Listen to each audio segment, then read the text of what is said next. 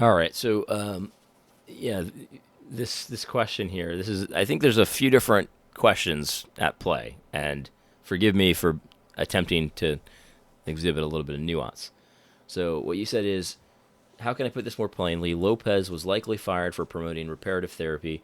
Butterfield condemns reparative therapy as heretical. Lopez was likely fired because the ERLC and Big Eva guys agree with Butterfield.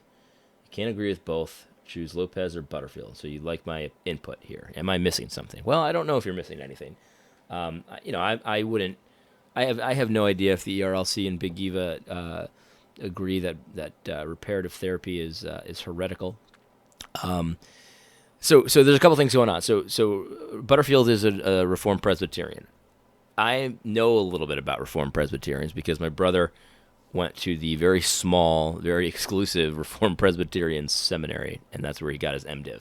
So I happen to know that many Reformed Presbyterians consider psychotherapy highly suspect at any form, not just reparative therapy, any form of psychotherapy. A lot of them consider it pagan. A lot of them consider it, essentially psychotherapists as almost like secular priests. And so I kind of agree with that. I think in many instances, psychotherapy is highly suspect. So that's one thing. Now, is Butterfield saying that about this kind of psychotherapy? I don't know.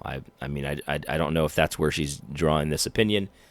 It doesn't seem like it to me, but you've got to at least consider that as far as it goes. So does ERLC and Big Eva agree with Butterfield that psychotherapy is heretical? They might, but they probably and they very well could do it for very different reasons. Because I can't imagine that ERLC and Big Eva would take the position that psychotherapy in general is pagan and should be avoided. So there's that. Second thing is, as far as psychotherapy itself, without getting too far afield, I agree with Agent, who said something like, well, we got to decide what we're talking about here. Are we talking about shocking the brain so that you can stop being homosexual? Yeah, that's probably wrong. Are we talking about counseling, biblical counseling, putting to death the deeds of the flesh, that kind of thing? Well, then obviously that's not wrong. And this is where I kind of come in and say, well, we shouldn't ban reparative therapy because I don't like the idea of Uncle Sam defining what reparative therapy is. Because, obviously, people that want to ban reparative therapy, many of them just want to ban the belief that these desires are unnatural. You know what I mean? They want to ban the idea that this is sin. So, when it comes to the reparative therapy ban, I'm against it, obviously. But that doesn't mean I necessarily think that everything that's involved with modern reparative therapy is a good idea. And I certainly don't. So, the idea, and then there's a separate question here, this idea that it's heretical, right? That reparative therapy is prosperity gospel. I think the quote is. I think that's stupid to say that. I think that's very stupid to say that because that's what makes me believe that maybe she's not just taking the typical RP view of psychotherapy being pagan.